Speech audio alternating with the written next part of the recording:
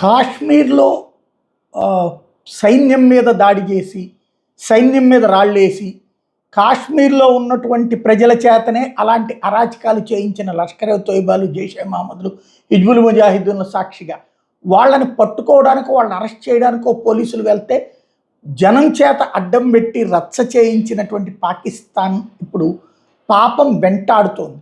తాజాగా పాక్ ఆక్యుపైడ్ జమ్మూ కాశ్మీర్లో ప్రజలు తిరగబడి అక్కడ స్వతంత్రం కోసం పోరాడుతుంటే భారత సైన్యం సహకరించాల, భారత ప్రభుత్వం సహకరించాల, వాళ్ళు ఆయుధాలు అడిగినా ఇవ్వలేదు, వాళ్ళు ఆహారం అడిగినా ఇవ్వలేదు.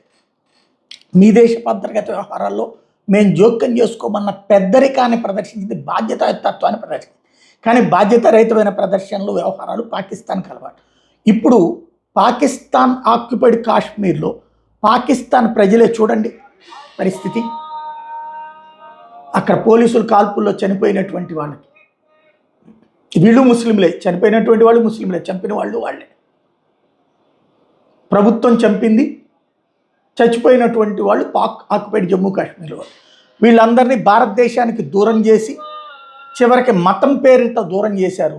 చివరికి ఇప్పుడు వాళ్ళకి వాళ్ళే చంపుకుంటున్నారు.